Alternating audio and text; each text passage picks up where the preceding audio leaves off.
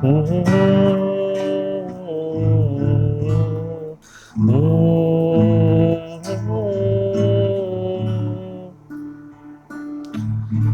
we thank you, Lord, for this time. We pray that you continue to bless and you continue to touch our lives, Lord. Father, we pray especially, Lord, as in these times, in these days, Lord, as we pray more and more, as we pray continuously, Lord, with your word. Father, we pray that our prayers may continue to become more and more powerful, Lord, that we may not do vain repetitions like the Pharisees. We may not get into the trap of the world of the way to pray, but to understand that it is your Spirit, the Holy Spirit, that makes us pray and intercede for your people on behalf of your people, O Lord. Father, we pray that you help us to stand in the gap, that our confessions would be made right in the very, very, very likeness and image of the Lord Jesus Christ. This we pray in the mighty Master's name of our Lord and Savior. Amen. Amen. Amen.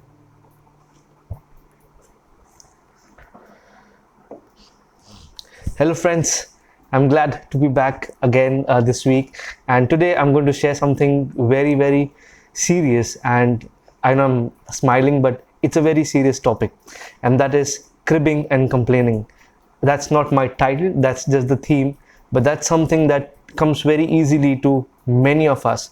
Some complain even without being conscious that we are complaining. Some even complain and crib without knowing that it has become a habit, and it is something very natural to us. It is something very, it comes very easily to us, but that is also something that the Bible warns us against.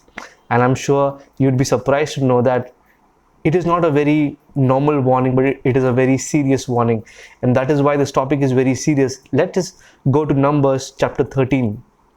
And the context of this story is that the Israelites have crossed the Red Sea. They have almost come to the promised land, not yet entered into the promised land. They're almost at the borders, and God had promised Abraham the entire land of Canaan and the surrounding regions.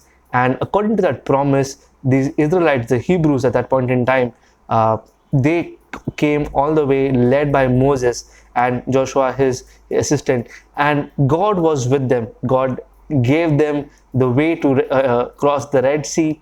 He continued to provide them, he continued to give them light, he continued to give them cover in the wilderness. And at the same time, even after doing all the miracles, the Hebrews, the Israelites, they kept testing God. And not just kept testing God, they also kept complaining about what promised land was to them. Friends, I want to give you this context. When God promised the promised land to the Israelites, he did not mention that there was going to be battles and victories. He mentioned that there was going to be good fruit, the land is good, it's flowing with milk and honey. Nothing of that is wrong. But there was also the story that obviously for good fruits to grow, for fortified cities, because God said, I will put you in homes and in towns which you have not built, and you can drink water from wells that you have not dug. But for that to happen, you would have to displace the very people who have dug those wells. You have to remove and defeat those very people who have built those homes and made those fortified cities. And what the Israelites had in their mind was that, oh, we'll just go, it's an empty land, nobody is there, we'll just go and we'll occupy it. But what God wanted them to understand was that the land had not been kept empty, because if the land would have been empty, there would have been wild animals coming and being there. There would have been different kinds of other challenges which the Hebrews would not be able to see God's hand in. And that's the reason why God kept the very people who had built those places, who had dug those wells, who had put those trees and those plants and those farms and the houses and everything and the cities in place. It was well maintained up until that time. And that is the reason why the Israelites had a tough time trying to visualize, trying to imagine the promise in reality. When they crossed the Red Sea and when they were at the border of the promised land, they sent out spies. Let's look at Numbers chapter 13. And it was God who spoke to Moses in verse 1 and said, send men to spy out the land of Canaan, which I am giving to the children of Israel. From each tribe of their fathers you shall send a man, every one a leader among them. Friends, the Lord tells Moses to send out spies and to send out spies to the promised land to spy it out because there are people there and to bring back a positive report for the children of Israel to help better visualize. So the entire purpose of this spy program was so that they could have a visual perspective of the promise. The visual perspective of the promise, because at that point in time they did not have drones, they did not have satellite, so they had to have their own spy program. And the spy program that they did was they decided to have leaders, 12 leaders, each leader from each tribe, and they went out. And when they went out to the entire land. We'll not read through that, but when they came back, that was in verse 26. Now they departed and came back to Moses and Aaron and all the congregation of the children of Israel in the wilderness of Paran at Kadesh. They brought back word to them and to all the congregation and showed even the fruit of the land. So what did they say? They said two things. Verse 27, then they told him and said, we went to the land where you sent us. It truly flows with milk and honey, and this is its fruit. But, or nevertheless, the people who dwell in the land are very strong. The cities are fortified and very large. Moreover, we saw the descendants of Anak there. And the Amalekites dwell in the land of the south. The Hittites, the Jebusites, and the Amorites dwell in the mountains.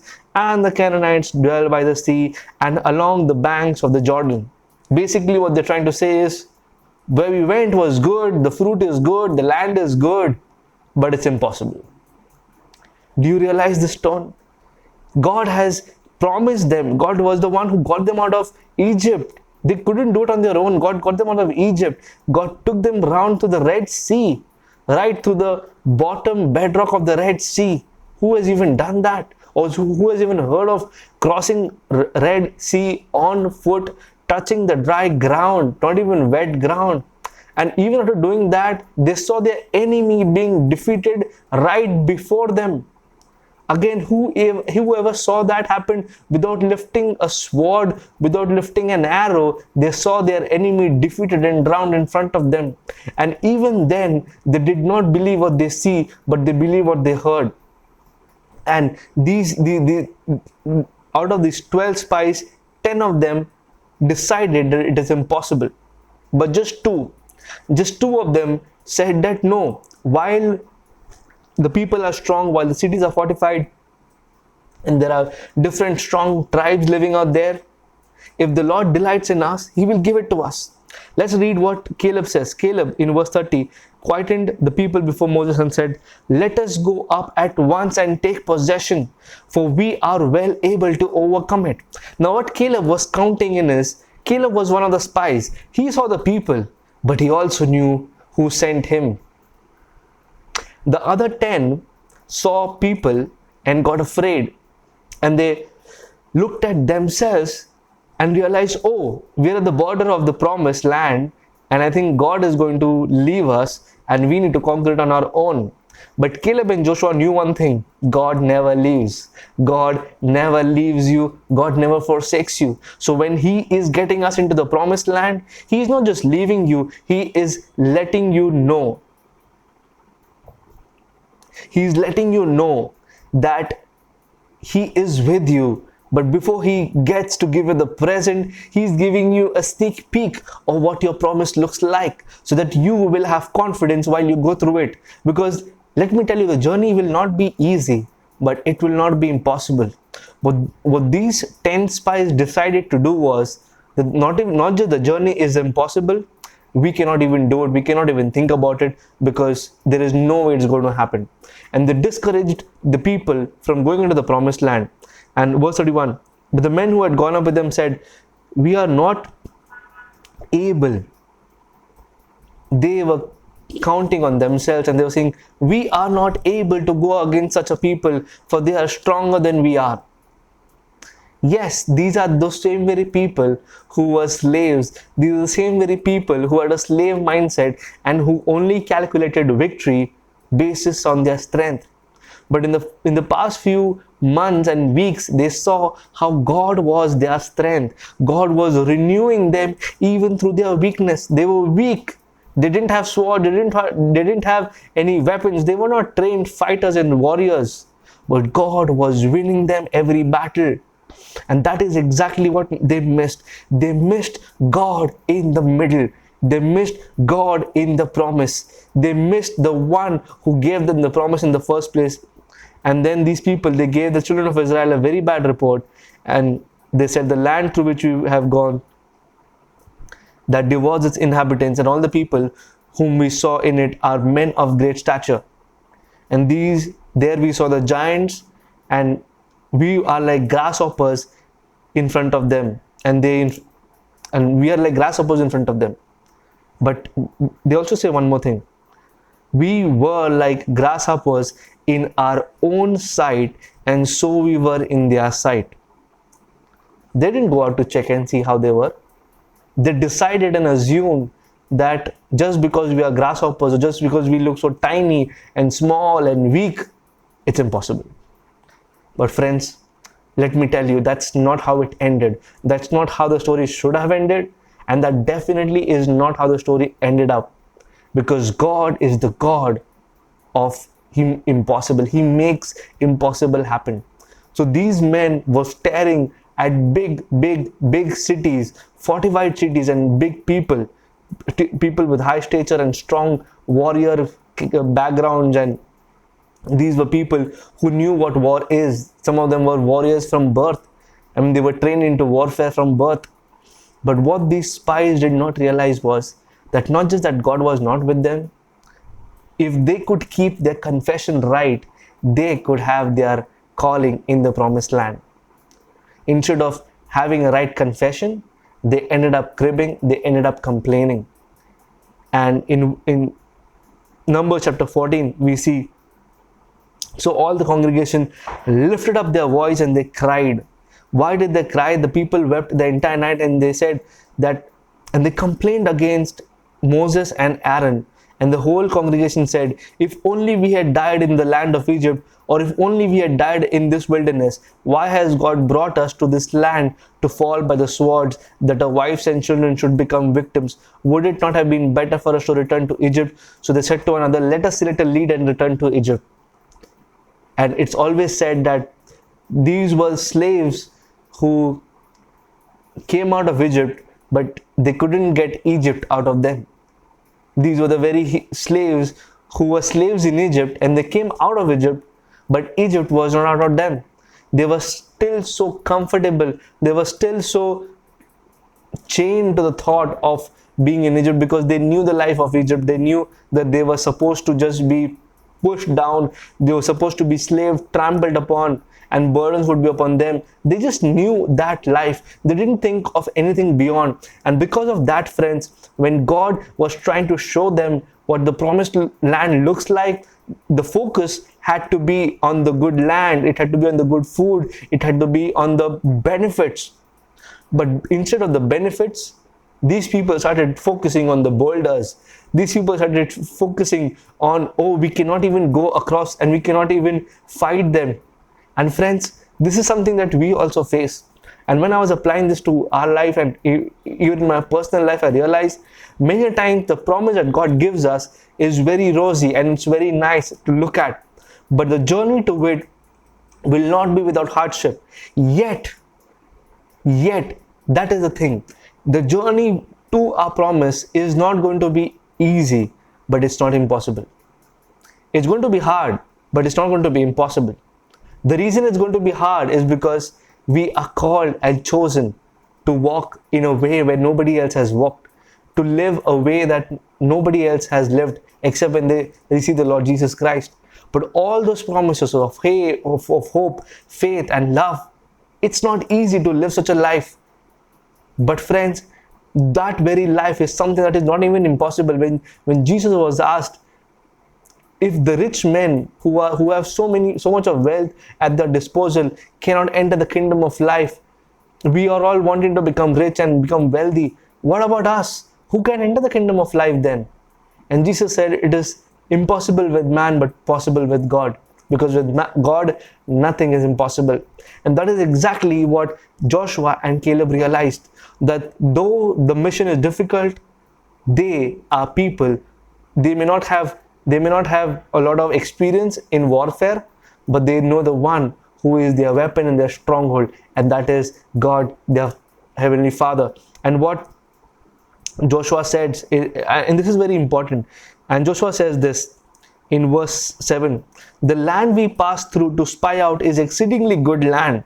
If the Lord delights in us, then he will bring us into this land and give it to us, a land which flows with milk and honey. Only, this is very important, friends, only do not rebel. Only do not rebel. Why does Joshua say only do not rebel? Because he knows the consequences of rebellion. God does not like rebellion, friends. And because God is giving them the promise, they were almost about to lose it. And Joshua, being someone who was close to Moses, realized the price that Israel could have had to pay. So what he says is, only do not rebel against the Lord, nor fear the people of the land, for they are our bread. Their protection has departed from them. They may be mighty, they may be strong, they may be living in fortified cities, but guess what? Their protection, it has been departed, and the Lord is where? The Lord is with us. So do not fear them. And this is the same Joshua who, when he takes charge, God tells him, be courageous, be very courageous, be strong and very courageous. Friends, Joshua here and Caleb as well, when they both start giving the right report, when they both start confessing the promise and God's ability in the middle of them, in the midst of them, he tells them that they may be mighty, but God is with us. They may be mighty, but God is among us. It's who is with us that is more important than who is against us. And what Joshua and Caleb were trying to tell the Israelites is, we do not need to fear them. We do not need to even give a statement that it is impossible when God has brought us through all impossibilities. Who ever thought of getting freedom from slavery in the land of Egypt, among the mightiest countries with a huge army, and then to even see the entire army and chariots of Pharaoh being defeated and drowned? Friends, that was impossible. But they saw that, and Caleb and Joshua stuck to their confession. They stood at what God had told them. And this is exactly what I want to share with you all is, you will have always a choice. And the choice is in different circumstances. So in your circumstance, are you choosing to complain and crib, or are you holding fast to your confession and your calling? If God has called you to do a work and you have the choice in doing that work, are you cribbing and complaining, or are you choosing to speak the right confession of faith, to choose the right confession of promise, and to continue to walk in your calling? Friends, Israelites were given a calling to get into the promised land, but they chose to complain and crib. And guess what happened? The price of complaining and cribbing is this. In verse 11 of Numbers chapter 14, the Lord said to Moses, how long will these people reject me? How long will they not believe in me? With all the signs which I have performed among them, I will strike them with the pestilence and disinherit them, and I will make of you a nation greater and mighty than they are. Friends, God was not just upset with the Israelites, he was not wanting them to he was wanting them to come back, but he was not wanting to put up with them, because they kept wearing him out and they kept trying to disbelieve him. They kept trying to test him. And even after God had performed all the signs and all the miracles and done so many wondrous things, they couldn't believe it, because what they were hearing was more important than what they were seeing. Let me tell you, what they were hearing, the report that they heard from these spies, they believed that more than the miracles that they saw with their own eyes. And I realized one thing. When Bible says faith comes by hearing and hearing the word of God, the other way also is true. Fear also comes by hearing and hearing the words of the enemy. When faith comes by hearing the word of God, fear, which is the reverse of faith, can also come when we hear the enemy. And when we hear what the enemy is speaking, fear fills our heart. The same way these Israelites, their hearts were filled with fear, and they decided it was an impossible mission, and they wanted to go back home. They wanted to go back to what they thought was their home. God was getting them a bigger home. God was getting them a new home. But they were wanting to go back to slavery, and for them, that was comfort. That was home for them. Friends, I want to encourage someone out here. You may be going through trials, you may be going through difficult times, but don't make slavery, don't make addictions, don't make all those depressing thoughts your home. Do not do that, because the more you go back into those thoughts, the more you go back into those patterns, you will only continue to get stuck, and you will only continue to be chained in the very comfort zone that you want to leave. There is a better way, and that is when God leads you. It may not be an easy route, but it is something that God will never leave you in the middle of. He will take you with the righteous right hand, and He will lead you all throughout. I told you the payment or the price that these people had to pay is this. In verse 20, the Lord said, I have pardoned according to your word. Moses and Aaron interceded for the people, but the Lord says, but truly as I live, all the earth shall be filled with the glory of the Lord, because all these men who have seen my glory and the signs which I did in Egypt and in the wilderness, and have put me to the test now these 10 times, and have not heeded my voice, they certainly shall not see the land of which I swore to their fathers, nor shall any of them who rejected me will see it. This is the price that these Israelites had to pay for their cribbing, for their complaining. God wanted to kill them, God wanted to disinherit them, but Moses said, spare their lives. So God said, all right, you want me to spare their lives? I will punish the entire tribe for that. I'll punish all the people, and the way I'll punish them is, for 40 years you all will not get into the promised land. For 40 years you all will go into the wilderness. For 40 years I will, one by one, I will put to death all these people who have rebelled against me, and they will not inherit the kingdom, they will not inherit the promised land, but their children will inherit. Because these people, they saw my promises, they saw all the signs that were performed, but even then they saw my glory, but they could not believe what they saw. Friends, I want to encourage each one of you. Some of you may be going through tough times. Some of you may have gone already through tough times. Let your confession be according to the promise of God. Let your confession be according to what the word of God. In verse 24, God decides to reward Joshua and Caleb, and says in verse 30, except for Caleb the son of Jephunneh and Joshua the son of Nun, you shall by no means enter the land which I swore to you, but your little ones of whom you said would be victims, I will bring them in, and they shall know the land which you have despised. Friends, in the entire rebelling and in the entire complaining, the Israelites sinned against the Lord by despising what God was providing them, by rebelling and disobeying what God had told them. The biggest sin, one of the biggest sin, is disbelief, unbelief.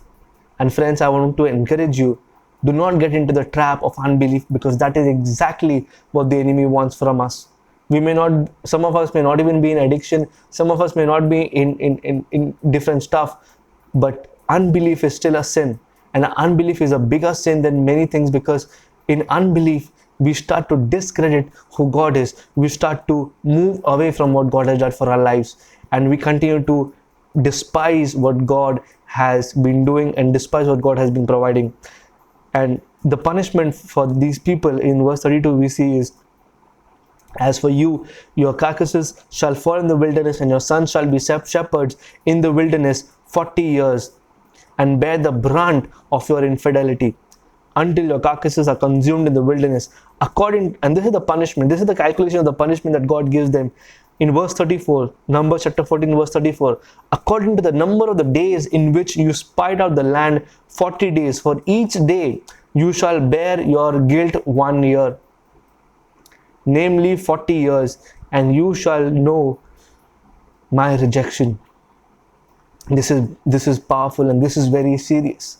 This is not something that we can smile about. This is very serious, and it's not just a warning, but it is also something that we need to be very careful about. And the Lord says, I, the Lord, have spoken. I will surely do so to all this evil generation who are gathered together against me. In the wilderness they shall be consumed, and here they shall die. And verse 36 is an immediate follow-up. It says, verse 37. Those very men who brought the evil report about the land, the 10 spies, died by the plague before the Lord. And here is the thing. Verse 38. But Joshua the son of Nun and Caleb the son of Jephunneh remained alive, of the men who went to spy out the land. Friends, we all want to become like Joshua and Caleb, but it takes courage, and it takes courageous confessions. And not just that, we need to choose between complaining in the circumstances or holding on to our faith in the circumstances, holding on to the right confession in our circumstances. Are we going to continue to hold on to the calling and the gifting that God has provided us?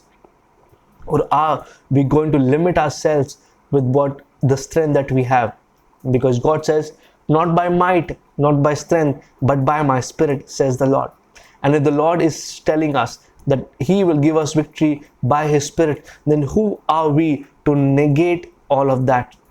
Friends, I'll tell you this. Continue to pray, continue to be in the Word, continue, no matter what the circumstances, no matter what surrounds you, no matter what is around you, continue to hold fast to the Word of God and to the promises that has been given to you. When you read the Word, God will, through the power of the Holy Spirit, reveal to you the things that He wants to tell you. But if you do not read the Word, don't just expect God to speak to you just on SMSs and forwards or Bible messages on through forwards.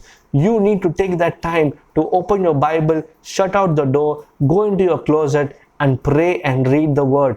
Because if you do not go in and pray and read the Word, then you are only relying on SMSs and WhatsApp forwards or YouTube messages or Instagram posts. Those things are also good. I'm not discrediting that. But what I'm telling is, those are small things that are a good reminder, but your main meal, your main spiritual food comes with you when you're doing it alone in the presence of the Lord.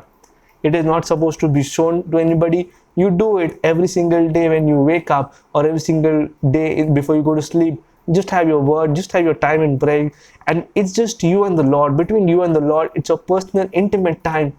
The one who created you, the one who made you in your mother's womb, spend time with Him. And He will show you, He will give you ideas, He will give you plans, He will give you promises, and He will reveal it to you from the Word. And you will be encouraged so mightily that even though, just like David said, even though my own friends desert me, you, O Lord, have strengthened me. Friends, I want to give you this encouragement. And I want to give you this encouragement not because it is good to encourage each other, but also because it is true. God has never ever left those who call out to Him. God has never ever left those who confess right words. Like Joshua and like Caleb, they saw it, they believed it, and they heard what God said. They also saw the giants, they also saw the strong people, they also saw the fortified cities. But what they saw had to be in perspective from what they heard. What they saw had to be in perspective from what they had heard. And that what they had heard was, this is the land which is going to be inherited by us. So we need to hold fast to the one who gave that promise to us.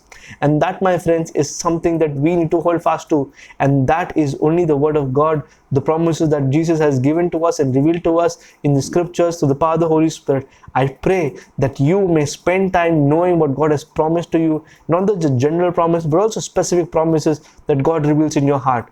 And I pray this prayer that you may continue to grow more and more throughout every single day, weeks and months, and into the next year. And as we close this year on a beautiful note, we pray that you may continue to increase your prayer life. You may continue to sow into your spiritual life and continue to reap rewards, because when you sow today, you will reap the fruits tomorrow.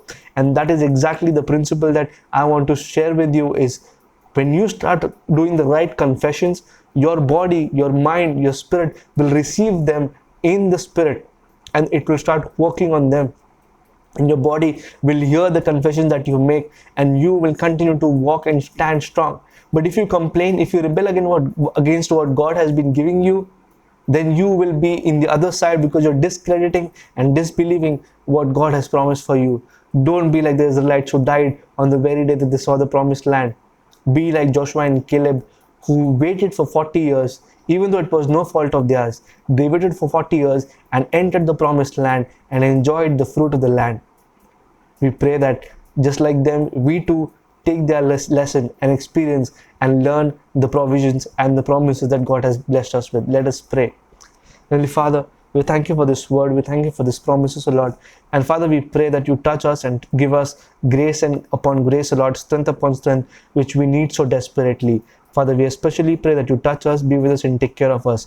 As you, Father, prepare ourselves for a new week, O Lord, we pray that you give us all the understanding and the wisdom and the knowledge and the counsel and the courage that is necessary and that is required by us to see you work in our lives so powerfully and magnificently, just like in the lives of Joshua and Caleb. We may hold fast to the confession of faith through the Lord Jesus Christ, and may continue to walk by faith and not by sight. This we pray in the mighty master's name of our Lord and Savior Jesus Christ, who taught us to pray while we pray. Our Father, who art in heaven, hallowed be your name. Thy kingdom come, thy will be done on earth as it is in heaven. Give us this day our daily bread, and forgive us our trespasses, as we forgive those who trespass against us. And lead us not into temptation, but deliver us from evil. For thine is the kingdom, the power, and the glory, forever and ever and ever. Amen. Amen. Take care, friends. God bless you. Continue to be a blessing wherever God has placed you. So until then, see you next time, Saturday, on this channel. Do share and subscribe, and let many more be blessed. Take care. Bye-bye.